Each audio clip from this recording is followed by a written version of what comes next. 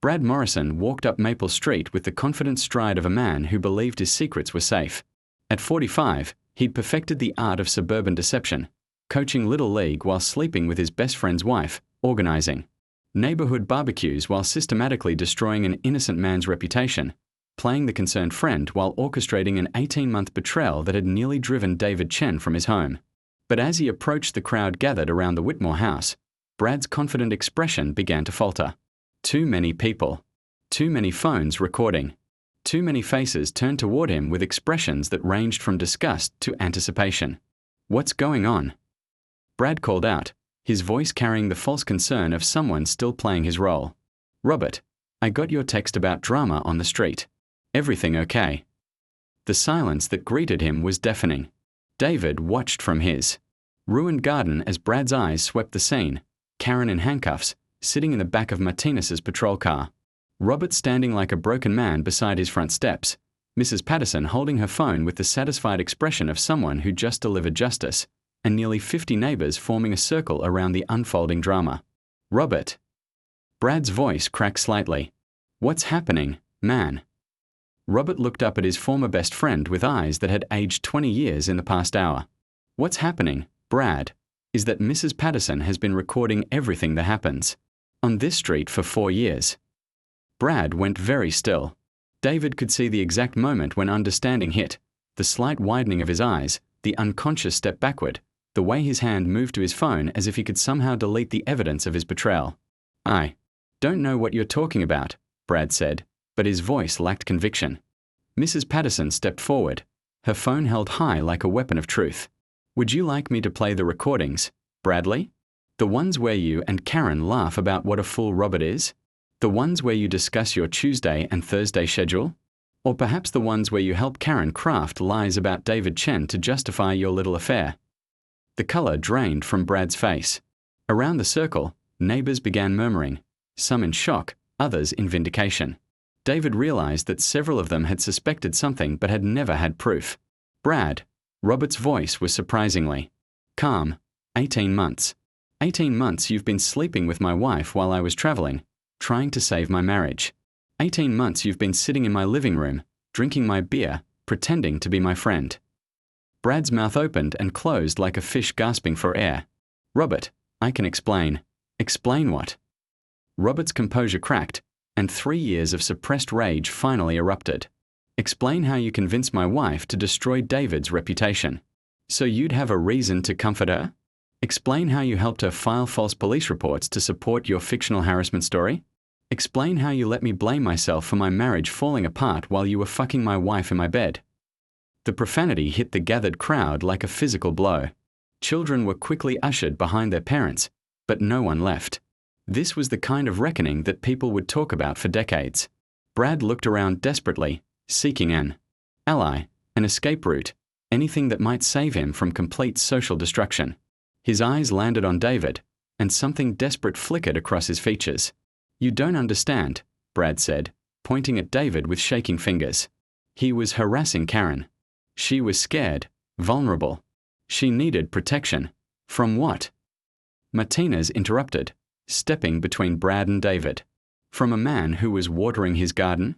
From someone who minded his own business while you and Mrs. Whitmore fabricated an entire harassment narrative to justify your affair. The officer had been listening to the confrontation with growing disgust, and now he pulled out his handcuffs. Mr. Morrison, you're under arrest as an accessory to filing false police reports and conspiracy to commit harassment. You can't arrest me for having an affair. Brad protested, backing away from Martinez. I'm not arresting you for adultery, Martinez replied grimly. I'm arresting you for helping Mrs. Whitmore craft false accusations against Mr. Chen. We have recordings of you participating in the planning of her harassment campaign. Mrs. Patterson nodded, scrolling through her phone. Oh yes, Bradley. I have lovely recordings of you and Karen discussing which complaints would be most effective, how to make David's life miserable enough that he'd move away. You were quite creative in your suggestions. David felt sick imagining Brad and Karen plotting his destruction between sexual encounters, turning his suffering into foreplay for their affair. But Brad wasn't finished. Cornered and desperate, He made one final attempt to save himself by throwing Karen completely under the bus. "She's lying," Brad shouted, his voice cracking with panic. "Karen pursued me. She's been obsessed with David Chen for years, sexually obsessed. She told me she fantasized about him, that she was jealous because he rejected her advances." The accusation hung in the air like a bomb waiting to explode. Even Karen, sitting in the patrol car, looked up in shock at this final betrayal. "That's not true," Karen said through the car window, her voice barely audible. "Brad, you know that's not true." But Brad was beyond reason, beyond loyalty, beyond anything except saving his own skin. "She made me do it. She said if I didn't help her get rid of David, she'd tell Susan about our affair. She blackmailed me into helping with the false reports." David watched the final destruction of Brad Morrison's character with a mixture of satisfaction and disgust. The man was willing to say anything, accuse anyone, destroy any relationship to avoid consequences. Robert started laughing, a broken, bitter sound that made everyone in the crowd step back. "Blackmailed you? Brad, you piece of shit, you volunteered to help destroy David's life. I have the text messages." Brad's face went white. "What text messages?" Robert pulled out his phone, his fingers shaking with rage. "The ones you sent to Karen planning your little harassment campaign. The ones she forwarded to her sister for advice. The ones her sister forwarded to me an hour ago when she heard about what happened this morning." The web of betrayal was so complex that David was losing track of who had deceived whom. But the result was clear.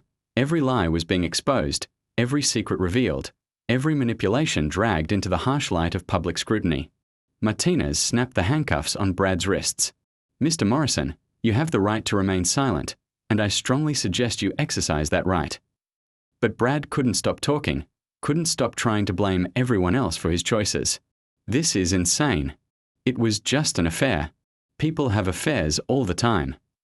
People don't usually destroy innocent lives to cover up their affairs," Martinez replied. "Mr. Chen, do you want to press additional charges against Mr. Morrison for conspiracy and defamation?" David looked at Brad, this man who had helped orchestrate 3 years of psychological torture while pretending to be concerned about neighborhood safety. The man who had sat in David's presence at community meetings, nodding sympathetically, while David described the harassment he was enduring. "Yes," David said quietly. "I want to press charges." Brad's legs gave out, and he sank to his knees on the sidewalk, finally understanding that his life as he knew it was over. His marriage, his job, his reputation, his standing in the community, all destroyed by his participation in Karen's lies. "My children," Brad whispered. "Susan, my children." "Should have thought about that before you helped destroy someone else's life," Robert said with cold finality. As Martinez loaded Brad into a second patrol car, David looked around at the faces of his neighbors. For 3 years, many of them had avoided him, whispered about him, treated him like a pariah based on Karen's lies. Now they were seeing the truth, and the guilt in their expressions was almost as satisfying as the justice being served. Mrs. Patterson approached David, her weathered face kind but serious. "I owe you an apology, dear. I should have spoken up sooner. Should have shared what I knew instead of just watching and recording." David nodded, understanding the complex position she'd been in. "You spoke up when it mattered most. That's what counts." "What will you do now?" she asked. David looked at his destroyed garden, then at the 2 patrol cars containing the people who had made his life hell for 3 years. He thought about the years of therapy he'd need, the reputation he'd have to rebuild, the trust in his community. That had been shattered. But for the first time in 3 years, he felt free. "I'm going to replant my garden," David said simply. "And this time, I'm putting up security cameras." As the patrol cars drove away with Karen and Brad, the crowd began to disperse. But several neighbors approached David. People who had avoided him for years were now offering apologies, help with his garden, invitations to dinner. Robert Whitmore walked over last, his face ravaged by the destruction of everything he'd believed about his life. "David," Robert said quietly, "I don't know how to apologize for what my wife did to you. What they both did." David stuttered the broken man before him. "You're not responsible for their choices, Robert. You were as much a victim as I was." "My children." Robert's voice cracked. "How do I explain to my children that their mother is a criminal and their father was too blind to see it. You. The blue paint dripped from their small fingers like evidence of a crime scene. 2 children, ages 4 and 6, stood trembling in my backyard while their mother screamed accusations that would destroy everything I'd built. I thought I was saving them from drowning. I had no idea I was about to become the villain in a twisted game where the truth didn't matter, and where Karen's lies would turn my act of heroism into my worst nightmare. What happened next would expose secrets that ran deeper than pool paint, and prove that sometimes the person pointing the finger is hiding the darkest truth of all. The first scream pierced the humid July afternoon like a blade through silk. Sarah Martinez dropped her gardening shears and bolted toward the sound, her heart hammering against her ribs. The second scream, higher, more desperate, sent ice through her veins despite the 90-degree heat. She rounded the corner of her 2-story colonial home and froze. 2 small children were flailing in her swimming pool, their heads bobbing dangerously close to going under. The little girl, maybe 4 years old with blonde pigtails, was gulping water and crying. The boy, slightly older, was trying to keep them both afloat but losing the battle. Hold on. I'm coming. Sarah kicked off her sandals and dove in fully. Clothed. The pool water was shockingly cold against her overheated skin. She reached the children in 4 powerful strokes, grabbing the little girl first as she started to sink. The child's weight was nothing, but her panic made her thrash wildly. It's okay, sweetie. I've got you. Sarah's voice was steady despite her racing pulse. She pulled the girl to her chest with one arm while reaching for the boy with the other. What are your names? Emma. The girl sobbed against Sarah's shoulder. That's my brother Jake. Jake was treading water with the determination of someone much older than his 6 years. We are not supposed to be here, he whispered, his eyes wide with fear. Mommy's gonna be so mad. Sarah guided them to the shallow end, her mind racing. She'd lived in this quiet suburban neighborhood for 3 years and had never seen these children before. The Hendersons next door were elderly. The Patels across the street had teenagers. Where had they come from? How did you get in my yard? She asked gently, lifting Emma onto the pool's edge. The gate to her backyard was always locked. She was obsessive about pool safety. The fence, Jake pointed to the wooden privacy fence, that separated her property from the house behind hers. There's a hole. Sarah looked where he pointed and saw it, a gap between 2 fence boards just wide enough for small bodies to squeeze through. She'd never noticed it from inside her yard because of the climbing roses that covered that section. We were just playing hide and seek, Emma sniffled. The water looked so pretty and blue. That's when Sarah noticed it. The children weren't just wet, they were covered in something else. Thick, viscous liquid the color of tropical ocean dripped from their hair and skin. It wasn't pool water. What is that? She touched Emma's arm gently. The substance was sticky, almost paint-like. And it was everywhere, matted in their hair, streaking down their faces, coating their clothes. Pool paint, Jake said matter-of-factly. Mommy was painting our pool. We weren't supposed to touch it, but Emma fell in and I had to help her. Sarah's stomach dropped. Pool paint was toxic before it cured. If these children had been swimming in it, ingesting it, we need to get you cleaned up right now, she said, trying to keep the urgency out of her voice. Where do you live? I need to call your mom. The blue house, Emma pointed through the gap in the fence. But Mommy's not home. She went to the store. Sarah scooped up both children, surprised by how light they were. Too light. Now that she was close, she could see they were thinner than they should be, their clothes too big, their eyes holding awareness that children shouldn't possess. Let's get you inside and washed off, she said. Then we'll figure out how to reach your mom. She carried them through her back door into the kitchen, dripping pool water and toxic paint across her hardwood floors. At the kitchen sink, she began gently rinsing the paint from their skin with dish soap and warm water. The blue substance swirled down the drain like melted sky. Does this hurt? She asked as she worked shampoo through Emma's matted hair. A little, Emma admitted. It made my eyes burn when I fell in.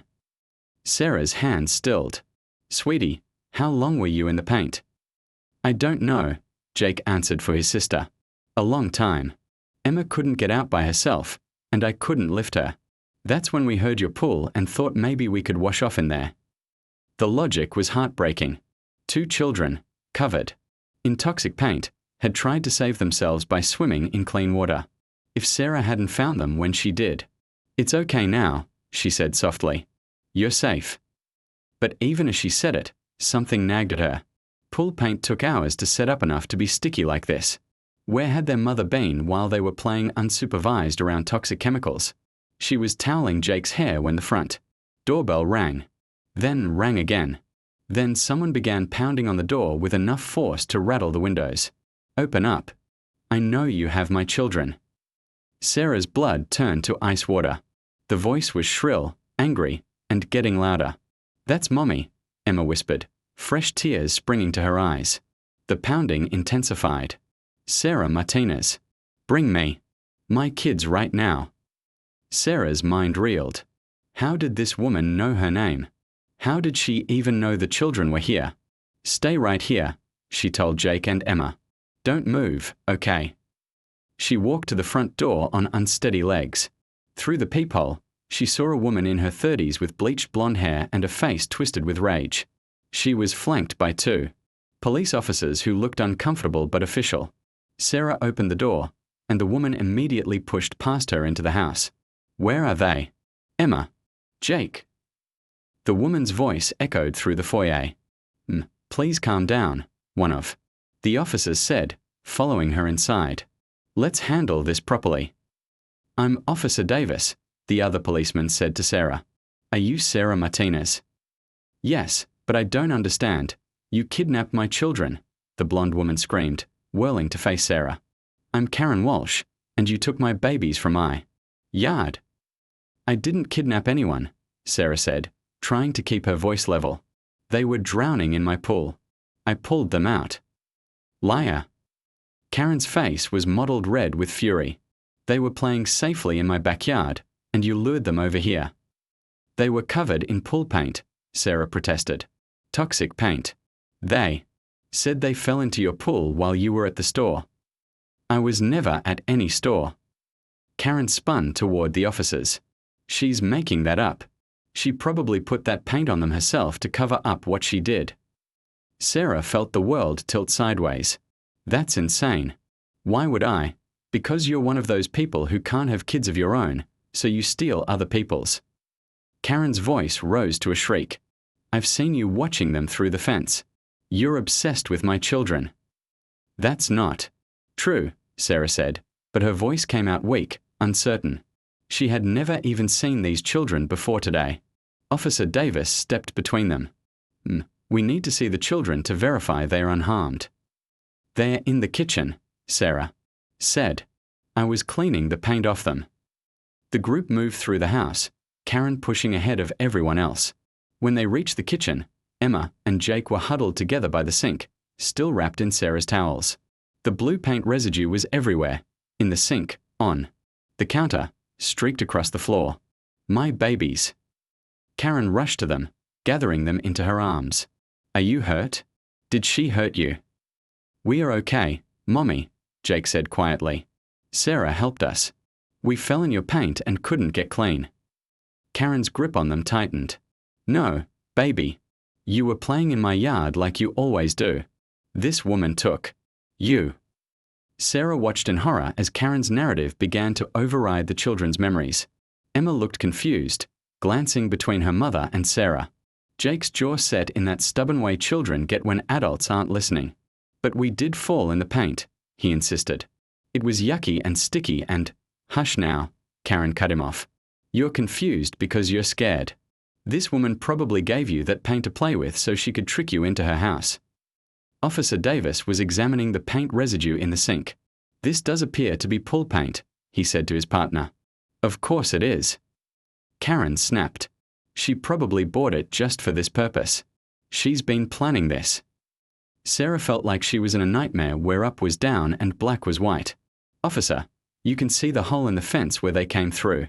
You can check their house. If she was painting her pool, there will be evidence." "We absolutely will check everything," Officer Davis said. "But right now, we need to get these children examined by paramedics to make sure they haven't been harmed." "They haven't been harmed by me," Sarah said desperately. "I saved them. They were drowning." "In your pool," Karen said coldly. How convenient that you were right there to rescue them from the pool in your own backyard. The implications hit Sarah like a physical blow. Karen was twisting the entire situation, making Sarah's heroic act look like a kidnapping scheme. Gone wrong. Officer Davis addressed Karen. We'll need you to take the children to the hospital to be checked out. And we'll need to examine both properties as part of our investigation. Detective Maria Santos had seen enough false accusations in her 15-year career to recognize the signs. But as she sat across from Sarah Martinez in interview room B, watching the woman's hands tremble as she recounted the afternoon's events, something felt off about the entire case. Let me make sure I understand, Detective Santos said, her pen poised over her notepad. You claim you rescued these children from drowning in your pool, but the mother says you lured them onto your property. It's not a claim, Sarah said, exhaustion weighing down every word. It happened exactly as I told you. They came through a hole in the fence. They were covered in pool paint, toxic pool paint. I was trying to help them. Detective Santos studied Sarah's face. The woman was either an exceptional actress or telling the truth. Her story had remained consistent through 3 tellings, and her emotional responses seemed genuine. But Karen Walsh had been equally convincing in her statement, complete with tears and a detailed account of Sarah's alleged stalking behavior. Mrs. Walsh provided us with some concerning information, the detective said carefully. She claims you've been watching her children for months, taking photographs, leaving gifts. Sarah's head snapped up. That's completely false. I'd never seen those children before today. I don't even know where she got my name. Your name is on your mailbox. But how did she know I had them? She showed up at my door with police officers before I'd even called anyone. Detective Santos paused. Her writing. That was a good point, one that had been nagging at her since she'd arrived on scene. Mrs. Walsh says she saw you through the fence hole, carrying her children toward your house. Then why didn't she just call out to me? Why call the police? And make up this elaborate story about kidnapping? Before Detective Santos could respond, Officer Davis knocked on the door. Detective, we finished examining both properties. You need to see this. They walked out into the hallway where Davis waited with his partner, Officer Chen. Both men looked troubled. What did you find? Santos asked. The Walsh property is concerning, Officer Chen said, choosing his words carefully. There's evidence of pool painting, but the setup is dangerous. Paint cans left open where children could access them. No safety barriers, no ventilation. Child services would have a field day. And the Martinez property. Clean. Well maintained. Pool area is properly secured with multiple safety features. The fence hole is definitely there. It's been covered from the Walsh side with a loose board that could easily be moved by children. Detective Santos felt a familiar tightness in her chest. What else? Officer Davis lowered his voice. The neighbors are talking. The Hendersons next door to Martinez say they've heard crying and shouting from the Walsh house at all hours. The Patels across the street mentioned they've called in noise complaints twice in the past month. Anyone ever see Martinez interacting with the children before today? No one. Mrs. Henderson was adamant that she'd never seen Martinez so much as wave to those kids. Detective Santos rubbed her temples. Where's Mrs. Walsh now? At Regional Hospital with the children. The doctors are running toxicology tests to check for paint poisoning. I want to speak with the children separately from their mother. Officer Chen shifted uncomfortably. That might be difficult. Mrs. Walsh has been protective. She won't let medical staff examine them without her present, and she answers most of their questions before they can respond. Every instinct Detective Santos had developed over the years was screaming that something was wrong with this picture. She'd interviewed enough real victims and enough manipulators to recognize the difference. Release Mrs. Martinez, she said. Finally. No charges at this time, but she needs to stay available. Back in the interview room, Sarah looked up hopefully as Detective Santos entered. You're free to go for now, the detective said. But don't leave town. This investigation is ongoing. Sarah stood slowly, as if her legs might not support her. What happens to the children? They're being medically evaluated. And then they go back to her. It wasn't a question. Detective Santos watched Sarah's face crumple with an anguish that seemed far too genuine to be fabricated. Mrs. Martinez, if you have concerns about those children's welfare, of course I have concerns. Sarah's composure finally cracked. Did you see how thin they were? How scared? That little boy was trying to take care of his sister in a pool of toxic paint because their mother wasn't watching them. And now she's making me out to be the monster. We'll investigate all aspects of this case. Sarah laughed bitterly. Will? You? Because from where I'm sitting, it looks like you've already decided I'm guilty. That woman has turned my act of saving her children into evidence of my guilt, and everyone's just going along with it. She gathered her purse and headed for the door, then turned back. Detective, when this all falls apart, and it will, remember that those children tried to tell you the truth. Jake knew what really happened, but nobody listened to him. After Sarah left, Detective Santos sat alone in the interview room, staring at her notes. Two conflicting stories. One had to be false. But which one? Her phone buzzed with a text from Officer Davis. Hospital update. Paint tests came back positive. For prolonged exposure. Kids were definitely in contact with wet paint for hours. Also, Doc wants to speak with you privately. Says there are other concerns. Detective Santos grabbed her keys and headed for the hospital. If there were other concerns, she had a feeling this case was about to become much more complicated. At Regional Hospital, Dr. Elizabeth Reeves met her at the pediatric unit with the grim expression of someone who'd seen too much. The children are stable, Dr. Reeves said without preamble. The paint exposure could have been much worse. But that's not why I called you. They walked down a corridor lined with cheerful cartoon characters that seemed obscene given the conversation they were about to have. I've been a pediatric physician for 20 years, Dr. Reeves continued. I know the signs of neglect and abuse. Both children are underweight for their ages. Emma has old bruising patterns on her upper arms consistent with being grabbed forcefully. Jake has what appears to be a healing burn mark on his shoulder. Detective Santos felt her stomach drop. What did the mother say about the injuries? She had explanations for everything. Emma bruises easily and falls a lot. Jake burned himself on the stove while trying to help cook. All perfectly reasonable explanations delivered with just the right amount of maternal concern. But you don't believe her. It's not about belief, it's about patterns. The injuries, the children's behavior, the mothers need to control every interaction. When I tried to speak with Jake alone, she insisted on staying in the room. When he started to tell me about the paint incident, she kept interrupting and correcting his story. They stopped outside a room where Detective Santos could see Karen Walsh sitting beside two small beds, her hand resting possessively on Jake's arm. There's something else, Dr. Reeves said quietly. Jake asked me if the nice lady who helped us was in trouble. When I asked what he meant, his mother immediately said he was confused from the trauma. But detective, that boy wasn't confused. He was scared, not of some stranger who allegedly kidnapped him, but of saying the wrong thing in front of his mother. Through the window, Detective Santos watched Karen Walsh lean close to whisper something in Jake's ear. The boy's body went rigid, and he nodded quickly. I want to speak with them, Detective Santos said. Good luck. She's been screening all visitors and conversations. Claims she's protecting them from further trauma. Detective Santos entered the room with her most reassuring smile. Hello, Emma. Hi, Jake. I'm Detective Santos. I just wanted to make sure you're both feeling better. They're fine, Karen said immediately. The doctors say they'll make a full recovery from whatever that woman did to them. Actually, I'd like to hear from Emma and Jake themselves. Detective. Santos crouched down to the children's eye level. Can you tell me what happened today? Emma glanced nervously at her mother before speaking. We were playing, and then the bad lady took us to her house. The words came out in a rehearsed cadence that made Detective Santos's skin crawl. She looked at Jake, who was staring at his hands.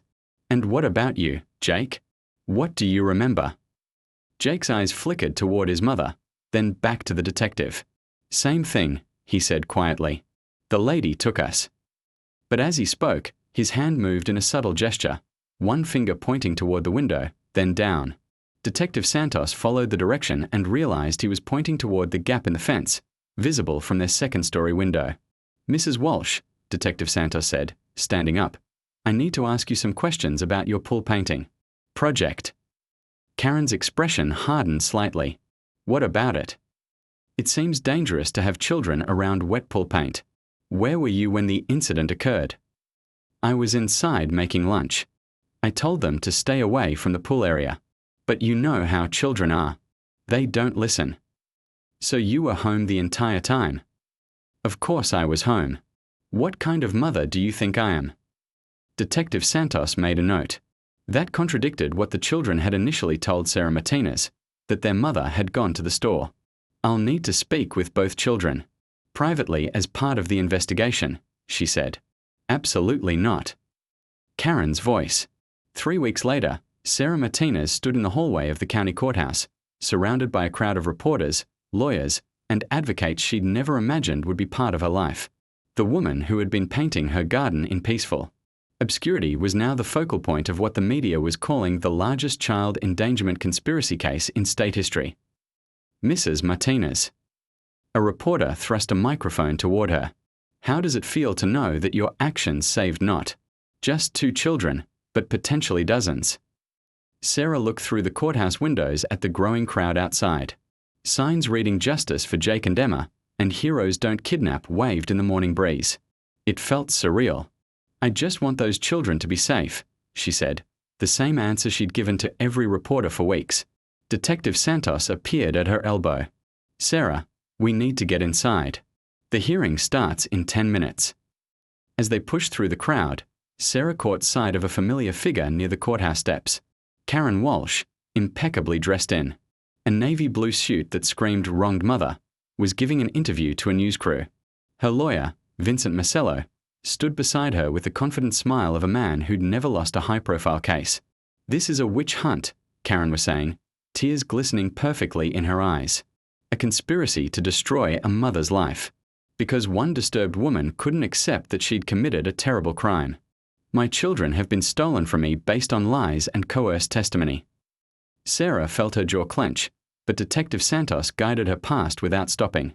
Don't let her get to you, the detective murmured. She's about to have a very bad day. Inside the courtroom, Sarah took a seat behind the prosecution table where Assistant District Attorney Rachel Kim was organizing stacks of documents. Kim had been Sarah's lifeline for the past 3 weeks, a fierce advocate who had taken one look at the evidence and decided to make Karen Walsh the focus of her career. How are you holding up? ADA Kim asked as Sarah sat down. Better than I expected. It was true. The past 3 weeks had been a whirlwind of investigation, interviews, and revelation, but Sarah had found strength she didn't know she possessed. Any word from Detective Morrison? He landed this morning, along with Detective Rodriguez from Arizona and Detective Chen from Colorado. We have representatives from every jurisdiction where Karen Phillips operated. Sarah felt a surge of satisfaction. The phone call to Detective Morrison had been the first domino. Within days, they'd uncovered a trail of destruction spanning 6 states and 12 years. Karen had operated under 4 different names, leaving behind a wake of traumatized children, frustrated investigators, and closed cases that should have resulted in convictions. All rise, the bailiff called. The Honorable Judge Patricia Hendricks, presiding. Judge Hendricks was exactly what Sarah had hoped for, a no-nonsense jurist with 25 years on the bench and a reputation for protecting children above all else. She took her seat and surveyed the packed courtroom with sharp eyes. This is a custody hearing to determine the immediate welfare of minor children Emma and Jake Phillips, Judge Hendricks began. However, I understand this case has expanded significantly since it was first filed. ADA Kim stood. Your Honor, the people have uncovered evidence of a systematic pattern of child abuse, fraud, and manipulation spanning multiple states and jurisdictions. We are requesting that custody remain with the state while we prepare charges against the defendant. Vincent Marcello rose smoothly. Your Honor, this is exactly the kind of prejudicial pile-on my client predicted. The state has no evidence of abuse, only the coached testimony of traumatized children and the desperate lies of a woman trying to avoid responsibility for her own crimes. Sarah watched Karen carefully as her lawyer spoke. The woman sat perfectly still, her face a mask of dignified suffering. But there was something in her eyes, a calculation, a weighing of options, that reminded Sarah of a cornered animal. Mr. Marcello, Judge Hendricks said. "I've reviewed the preliminary evidence, and I'm afraid your characterization is somewhat optimistic. ADA Kim, please present your case." What followed was 3 hours of testimony that painted a picture of manipulation so systematic and cruel that several people in the gallery were openly weeping. Detective Morrison took the stand first, describing the suspicious death of a 4-year-old girl in Ohio, a case that had haunted him for years. "Karen Phillips convinced everyone that little Amy fell down the basement stairs," Morrison said, his voice thick with emotion. "But the injury pattern was consistent with being thrown. We knew it, but we couldn't prove it." The surviving children supported Phillips's story, and without physical evidence. Detective Rodriguez followed with testimony about Karen's time in Arizona, where she'd convinced authorities that her elderly neighbor was sexually abusing Jake. The neighbor, a retired teacher with no criminal history, had been arrested and spent 6 months in jail before the charges were dropped due to lack of evidence. "She destroyed an innocent man's life," Rodriguez testified, "made him a pariah in his own community." We later discovered that Phillips had been systematically coaching the children to make false accusations whenever she needed a distraction from her own behavior. But it was Detective Chen's testimony that broke the case wide open. In Colorado, Karen had gone by the name Karen Matthews and had been involved in a custody dispute with her then-boyfriend over Emma's paternity. Matthews claimed that James Richardson was abusing Emma, Chen testified. Richardson was awarded supervised visitation by the court. During one of those visits, Emma was found with what appeared to be cigarette burns on her arms. The courtroom gasped. Sarah felt sick. Richardson was immediately arrested and charged with child abuse. He spent 18 months in prison before we discovered the truth. Which was? ADA Kim prompted. Matthews had been burning Emma herself and coaching the child to blame Richardson. We only found out when Emma broke down during a therapy session and admitted that her mother had hurt her. By then, Richardson had already lost his job, his home, and his reputation. He died by suicide 6 months after his release. The silence in the courtroom was deafening. Sarah looked at Karen, expecting to see some reaction to this revelation, but the woman's face remained impassively concerned, as if she were hearing about someone else entirely. Judge Hendricks leaned forward. Detective Chen, was Matthews ever charged in connection with Richardson's death? No, Your Honor. She disappeared with the children before we could build a case. We traced her as far as Pennsylvania, but then the trail went cold. Until now, ADA Kim said, Your Honor, we believe Karen Phillips/Matthews/Walsh has been operating the same pattern for over a decade. She targets vulnerable men or helpful neighbors, uses her children as weapons to destroy their lives, then disappears when the heat gets too intense. Marcello objected. Speculation, Your Honor. Even if these wild accusations were true, they have no bearing on the current case. On the contrary, Judge Hendricks said coldly, they establish a clear pattern of behavior. ADA Kim, do you have testimony from the children? We do, Your Honor. But given the traumatic nature of their experiences, we've arranged for closed circuit testimony. A large screen descended from the ceiling, and suddenly Jake's face filled the courtroom. He looked older than his 6 years, sitting in what appeared to be a comfortable office with a child psychologist beside him. Jake, ADA Kim's voice came through the speakers. Can you tell us what your mother told you about people who tried to help you? Jake's voice was small but clear. She said that people who tried to help us were actually trying to hurt us. That they would pretend to be nice, but they really wanted to take us away from her and do bad things to us.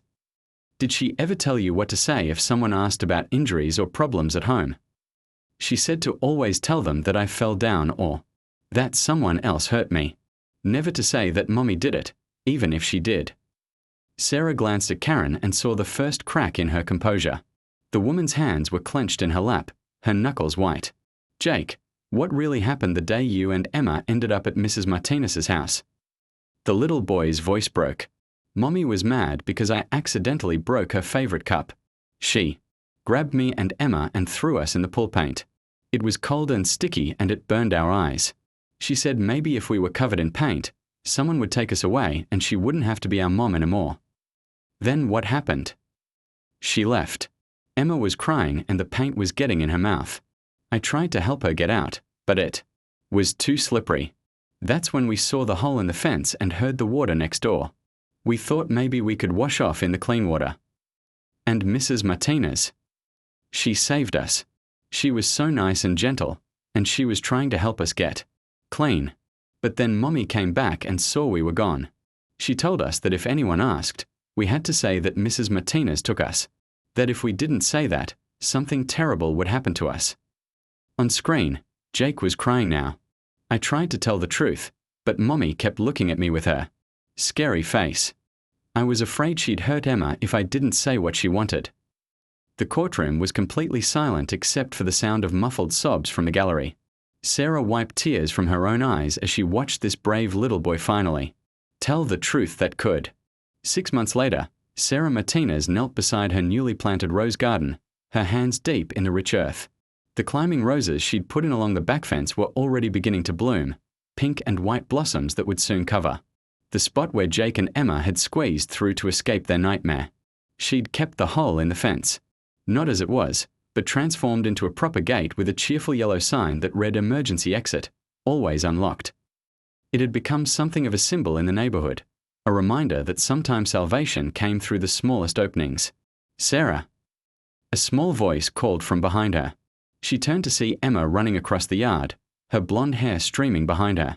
The little girl looked completely different from the terrified child Sarah had pulled from the pool 6 months ago. Her cheeks were full and rosy, her eyes bright with the kind of joy that only came from feeling truly safe. Emma. Sarah opened her arms, and the 4-year-old crashed into them with the enthusiasm of someone who had learned that hugs were always available. How was school today? I learned about butterflies. Did you know they start as caterpillars and then they get to be completely different? I did know that, Sarah said, smoothing Emma's hair. Pretty amazing, isn't it? Jake appeared a moment later, walking with the careful dignity of a 7-year-old who was still learning that it was okay to be a child. He'd grown 3 inches since Sarah had first met him, and the haunted look had gradually faded from his eyes. Hi, Sarah, he said, accepting her hug with the reserved affection that was his way. Margaret said you wanted to see us. Margaret. Chen was their foster mother, a retired pediatric nurse who specialized in caring for traumatized children. She appeared now at the back gate, smiling as she watched the reunion. I hope you don't mind the interruption, Margaret said. They've been asking about you all week. Mind. This is the best part of my day. Sarah stood, brushing dirt from her knees. How are they doing? Better every day. Emma's nightmares have almost stopped completely, and Jake. Well, you can see for yourself how much has grown. It was true. The frightened, over-responsible little boy had slowly begun to relax into being a child. He played with toys now, laughed at silly jokes, and had even joined a soccer team. The transformation had been remarkable to watch. Sarah, Jake said carefully, Margaret told us something today. What's that, sweetie? She said the judge decided that we don't have to go back to our mom. Ever. Sarah felt her throat tighten. The final custody hearing had been held 2 weeks ago. Karen Walsh, currently serving 18 months in minimum security while awaiting trial on more serious charges, had been permanently stripped of her parental rights. The decision had been unanimous and swift. That's right, Sarah said gently. You're safe now. Forever. Emma tugged on Sarah's sleeve. Margaret said maybe someone new will want to be our family. Someone who won't hurt us. I'm sure they will, honey. You two are pretty special. Jake looked up at her with those serious eyes that still seemed too old for his face. Sarah, why did you help us that day? When we were in the pool paint. Sarah knelt down to his level, thinking about how to answer. It was a question she'd been asked by reporters, investigators, and therapists. But somehow, explaining it to Jake felt the most important. Because that's what people do when someone needs help, she said finally. They help. No matter what. Even when it's scary. Especially when it's scary. Jake nodded solemnly, processing this. Then, in a voice barely above a whisper, I want to be like you when I grow up. Sarah felt tears sting her eyes. You already are like me, Jake. You protected your sister. You told the truth even when it was hard. You're already a hero. Margaret cleared her throat gently. Actually, Sarah, there's something we wanted to discuss with you. About the children's future. Sarah looked up, curious. The adoption process has begun, Margaret continued. Jake and Emma will need a permanent family, and, well, they've made their preferences quite clear.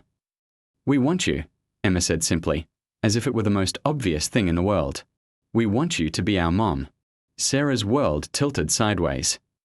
Oh, sweetie. We know you might not want us, Jake said quickly, his protective instincts kicking in.